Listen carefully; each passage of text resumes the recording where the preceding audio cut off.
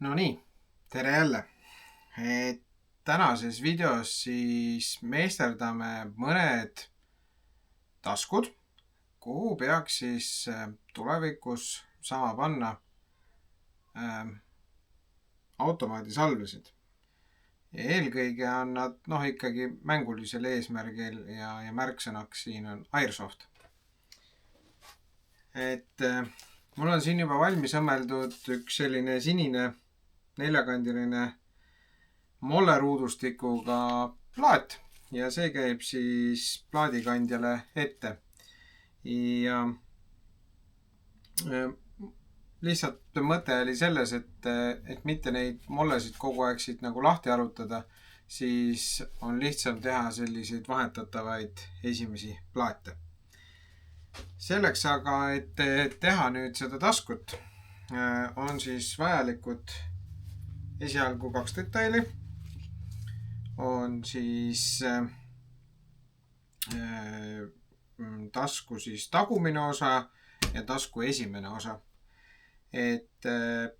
Tagumine osa on selline piklik 10x28 sentimeetrit ja esimene osa on siis 18,5x16 sentimeetrit. Katsume need mõõdud ka siis selles mõttes juurde panna. Ja praegu on siis pooleli see protsess, et mõlemal detailil tuleb siis servast 1 sentimeetri kauguselt kinni õmmelda. Nii et teeme edasi.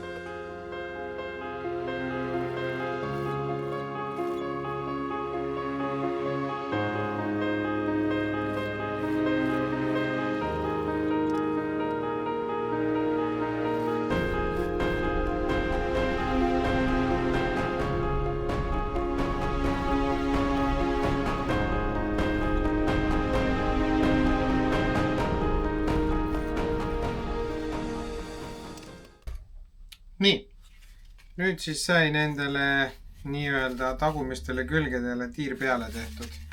Nüüd jää midagi muud üle, kui tuleb ka esimesele poolele tiir peale teha.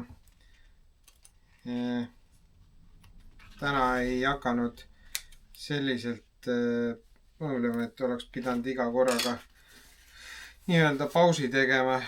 Panime ühes jorus. Ega see väga õmblust kuidagi ei mõjuta, nii et nii on. Tegutseme edasi.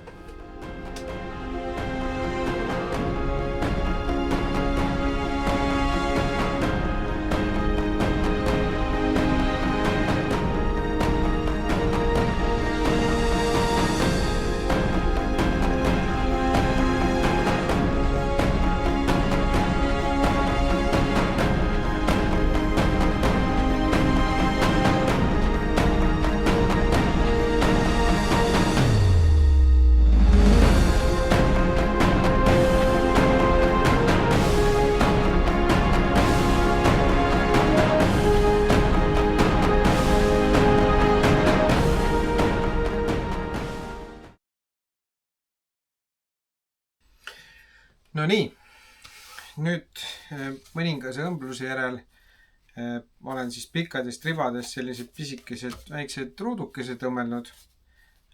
Märkisin ka keskjoone peale. Nüüd need on siis nüüd koti tagumised küljed, mis hakkavad siis sellele nii-öelda mollele, sellele plaadile siis kinnituma. Kuna väga palju nagu kinnitamise kohti ei ole vaja, siis põhimõtteliselt tuleb siia õmmelda 3 sellist 2,5 sentimeetri laiust, nii nagu tavaliselt molle on. Enamustel nii Eestis toodetavatel asjadel kui ka välismaalt ostes on 2,5 sentimeetrit see rihmapaela mõõt. Ja kuna meil see ruut on 8 sentimeetrit lai, et ilusti saaks otsad ka kinni õmmeldud mõnusalt, siis ta võiks olla siuke 10-11 sentimeetrit. Aga õmbleme.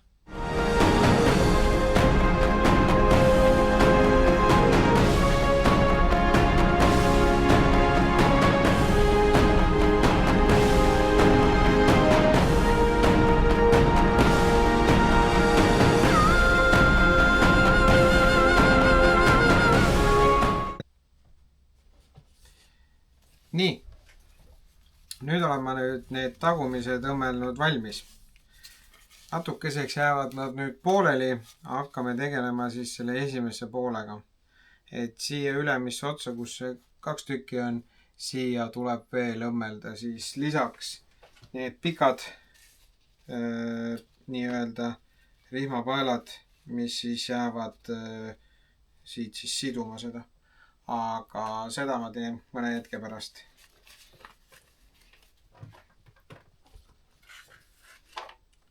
Nüüd on siis täpselt samamoodi.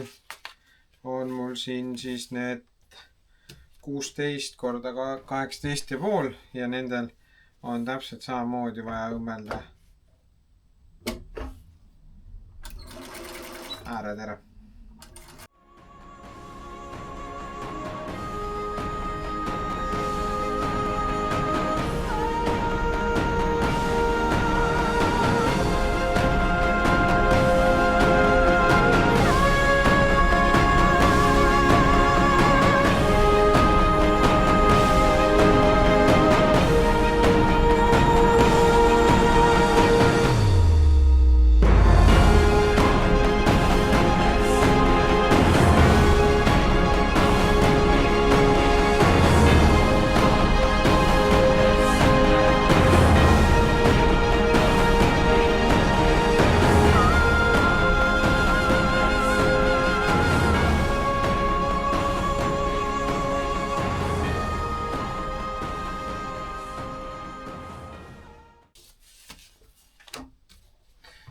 Nii, nüüd on peamised katted valmis. Nüüd tuleb natukene nende peale joonistada selleks, et õige koha peale saaks märkida siis esimese poole kinnitused.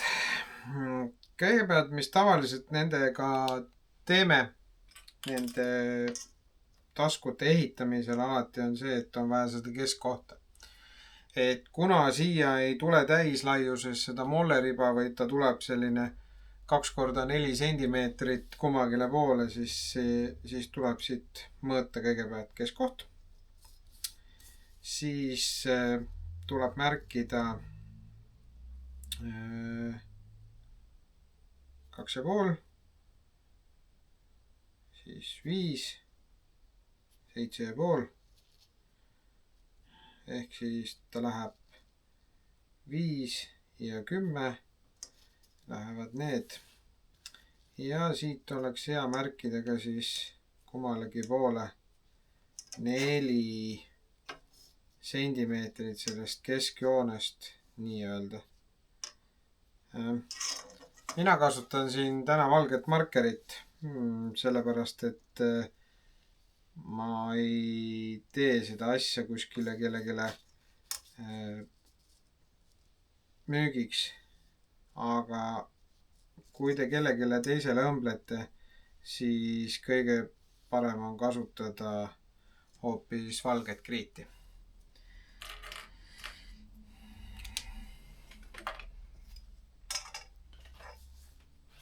Kuna see laius on jälle 8 sentimeetrit ja ma ei taha väga paksuks seda taskut ajada, siis minu need ribad tulevad selline, ütleme, paar millimeetrit pikem kui 8 sentimeetrit. See paar millimeetrit on täpselt see maa, mille siis sulatab kokku tulemasin. Ja sellega on kõige parem nagu tulemus saavutatav. Kuna mul on 3 taskut, 3 korda 3 on 9, siis tuleb 9 sellist nii-öelda rihmapaelasid välja lõigata.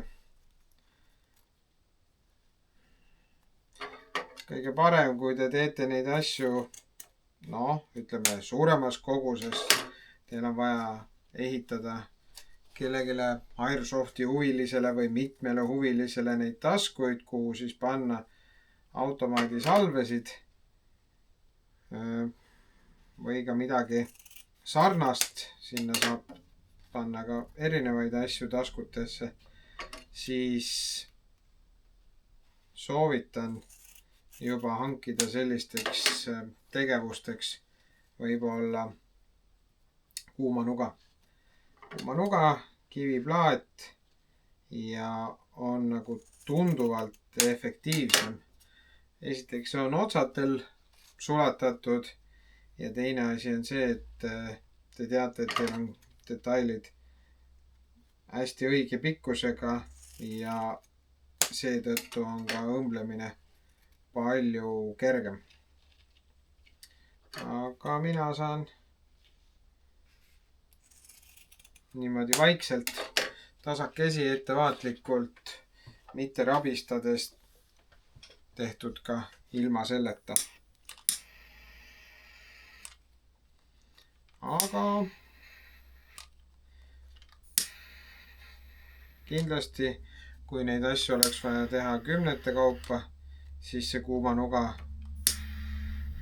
tuleks kindlasti kasuks.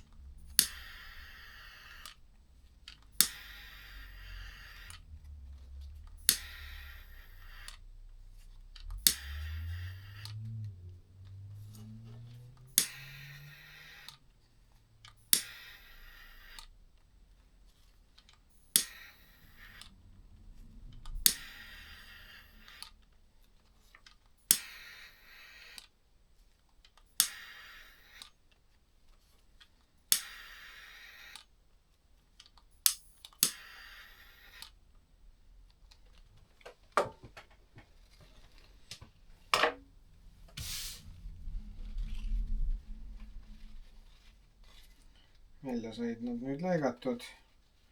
Katsume nad mingisse hunnikusse siin säädida ja katsume ka siis ära märgistada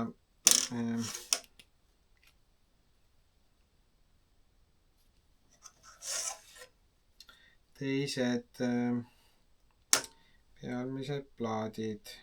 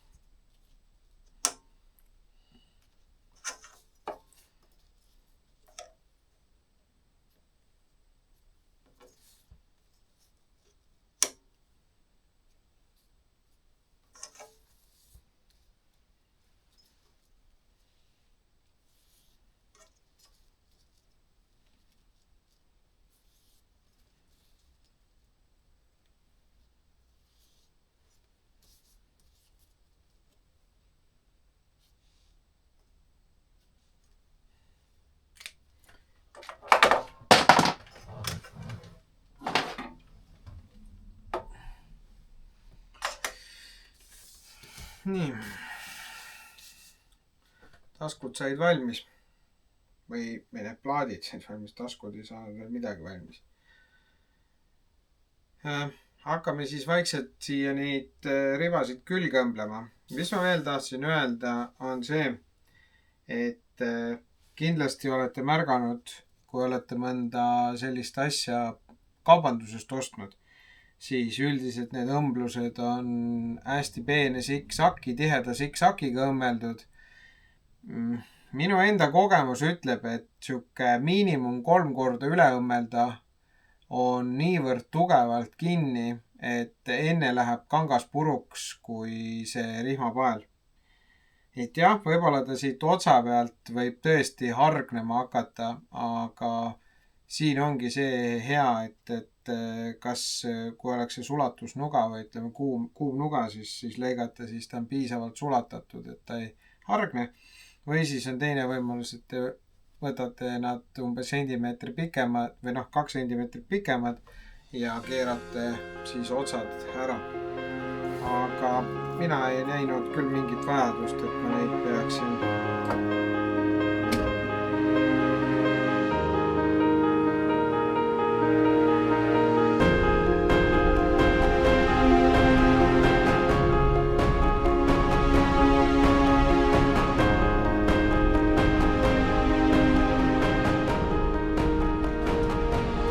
Nii, esimene siis on siin tehtud 3-4-kordselt üle need õmblused. Nii, vahepeal on siis tagused saanud endale ilusad põimimisrihmad ja esimesed küljed on ka siis mollad endale saanud. Nüüd siis algab nende kokkusidumise protsess, et kõigepealt siis tuleb üks külg panna kokku ja siis saab panna teise külje. Selle esimese poole, kui te siia hakkate panema, siis te avastate, et ohoo, aga nad ei ole ju ühesuurused, ei peagi olema. Et põhimõtteliselt tekitate siia alla otsa siis sellise voldi, kus siis ütleme niimoodi, et see kogu see kanga asi läheb teil ühepikkuseks, aga see ots jääb teil nagu natukene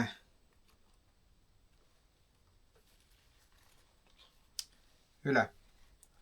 Et ma panen siia ühe pildi.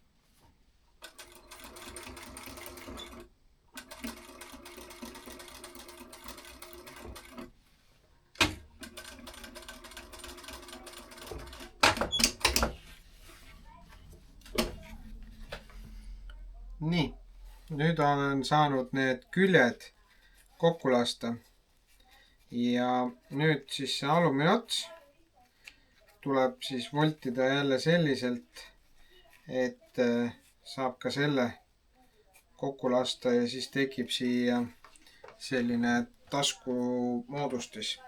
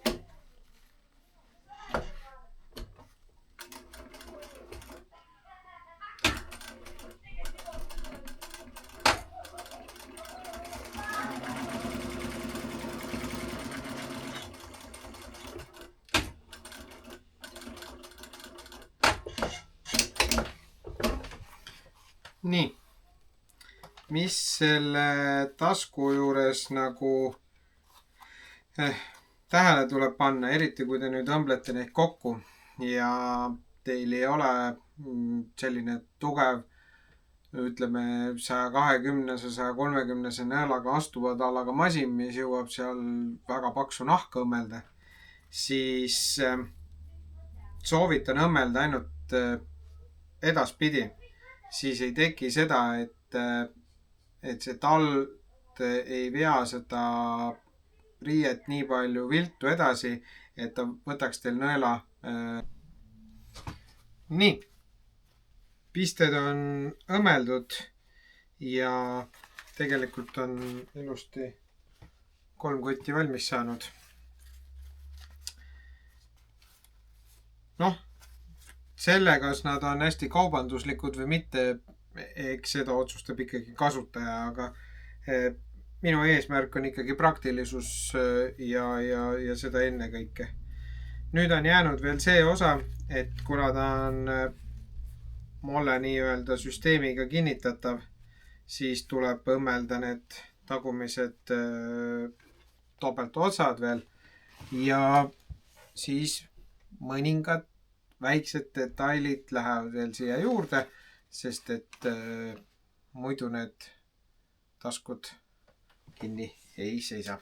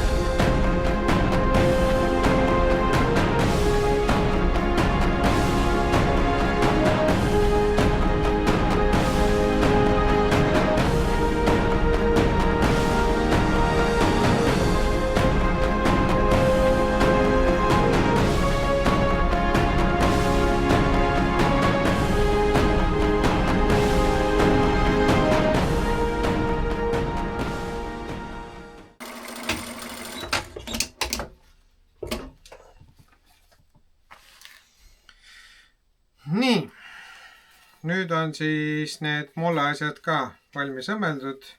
Saab neid siia niimoodi ilusti toppida. Ja nüüd jääb üle vaid veel siia peale siis kummi nii-öelda stopperid ehitada. Nii, rihmad on õmmeldud, asjad on täitsa ornungis.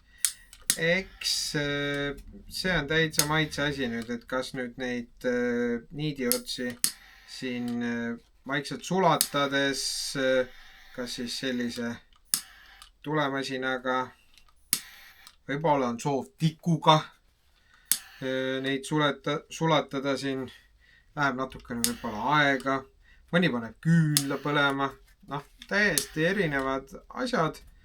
Ja eks igaüks nagu selles mõttes näeb oma seda töövärki sellisena, nagu ta näeb, et kas tal on vaja see kiiresti ära lahendada või siis on tal mõningast aega pusida. Mis siis veel? Vahepeal on siis saanud valmis sellised 3 väikest asjakest. Ma näitan siia natukene kaameral ligemale. Et üks pikk riba sai siis pooleks murtud ja siis otsad veel siia poolenisti alla. Nüüd palju ei ole jäänud, aga mingisugune kogus on siin mul sellist musta kummi. See nüüd peaks olema 3 millimeetrine kumm, selline. Ja sellega on nüüd niimoodi, et tuleb tema siis siit tagant teisest vahest panna läbi. Siis tuleks ta panna läbi ühest sellest alumisest otsast. Siit niimoodi sups, väga hea. Siis tuleks panna ta uuesti eestotsast läbi, esimesest vahest, tagasi naaber rihma alt, siis tagasi ka siit sellest nii-öelda mitmekordsest rihmapaela klipist, teiselt poolt läbi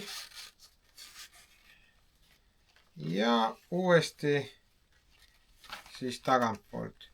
Nüüd kui esimene nii-öelda see kummivariant saab tehtud ja siia sõlmitud, siis võiks selle siit korraks välja võtta. Kärsutame siit ka natukene neid otsi ära. Välja võtta ja siis ära mõõta. Ja võib-olla endale kuskil üles täheldada, et kui suur siis see kumm või kui pikk see kummipael peaks olema. Ja siia otsa siis kerge umbsõlm. Selline mõnus.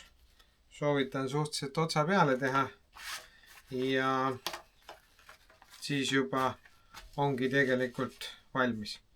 Nüüd, kui see kummipael sellises olekus siin jääb liiga pikaks ja ta ei hoia salve paigal, siis tagantpoolt siit sellest variandist on võimalik siis pikendada või siis kokkumale just tõmmata, et ta hoiaks rohkem seda salve siin paigal ja selliselt need taskud siis töötavad.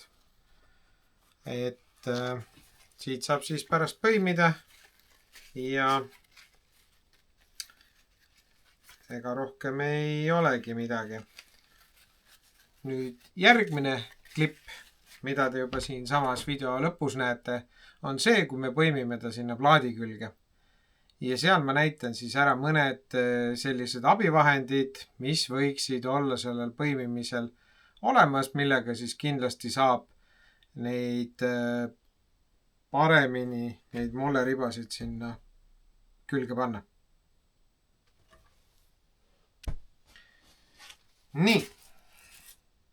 Nii nagu eelnevalt lubasime, saab siis natukene ka siia selle plaadi külge neid asju pandud.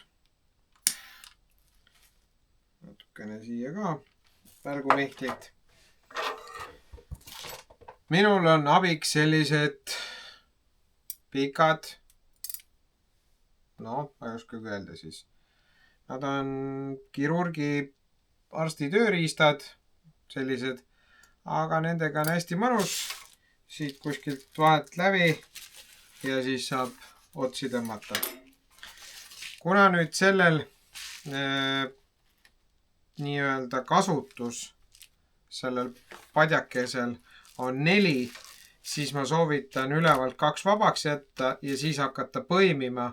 Siis on täpselt niimoodi, et alt jääb ka veel 1 vabaks, et siin on 7 rida mollet, siis 3 jääb vabaks ja 4 tükki läheb kasutusse. Ja mis on veel selle asja juures siis hea on see, et siis on see tasku nii-öelda keskel. Nüüd ma natukene panen teid siit paremini seda asja nägema. Nii. Esimene tõrge juba tekkis, aga ma näitan siis, et nende kääridega on selles mõttes hea, et need lähevad siit läbi ja saab neid rihmapaelu palju paremini sikutada. Et kui nüüd neid siin sõrmedega panna, siis on see, et mõne hetke pärast on sõrmed valusad. Nüüd tuleb need otsad lükata siit sellest taskust läbi.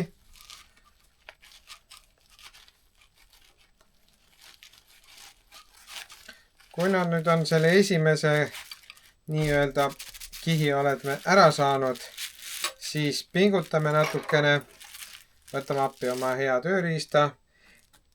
Kellel nüüd ei ole sellist head arsti kääride varianti, siis kohe ma näitan teile veel teise variandi. kuidas siis millega veel neid panna. Teine variant on see, et teil on sellised pikaotstega näpitsad. Minul on siin vähe siuksed väiksemad, aga võivad olla ka natukene suuremad ja nendega on ka hästi mugav siit nende mollede vahelt siis neid rihmasid läbi tõmmata.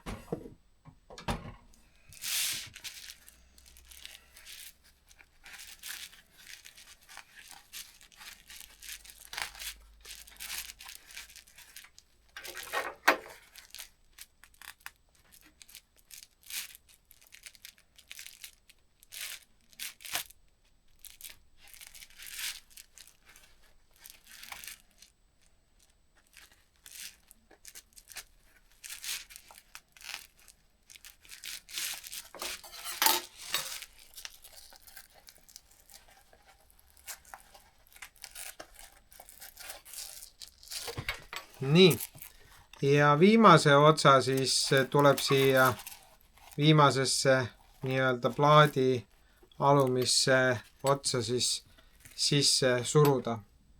Paneme natukene teile siia algust. Näitame siit poolt, et siis siit avast siis uuesti läheb siia alla tagasi ja kui selle nüüd siit ilusti saab sisse lükatud, siis ta jääb seda hästi mõnusalt seda kotti hoidma. Ja nüüd pole muud, kui pusime ülejäänud 2 ka külge.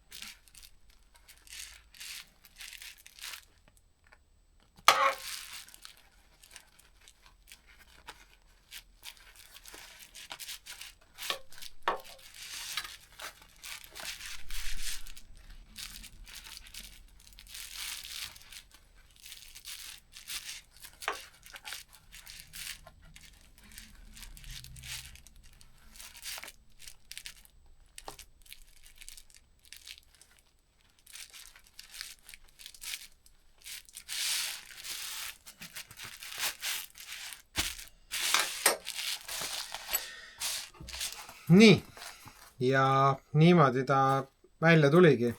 Selline 3 taskuga, 3 salve ja saab sellise plaadi siis panna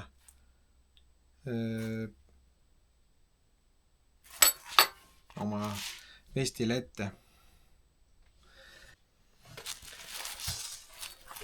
Nii, valmis ta sai ja nüüd on siin sees ka siis mõningad sellised asjad, nii nagu nad siin olema peavad. Et nii nagu ma ütlesin ennem, kui ma rääkisin nendest taskutest, et need kummid, et te näetegi, et siin on natukene seda õhku liiga palju. See tähendab siis seda, et tagant poolt tuleb tasku lahti võtta ja tagant poolt saab kummi ära pingutada ja siis on võimalik see salv nagu siia niimoodi paremini panna. Egas midagi. Ma loodan, et järgmine kord on midagi sarnast jälle. Eks ma neid siukseid kotikesi ja asju õmblen ja egas midagi. Pange aga like ja subscribe või siis kuidagi pöial ja jälgi ja niimoodi teile YouTube'ist minu toimetamised siis teile ette kuvatakse. Olge tublid!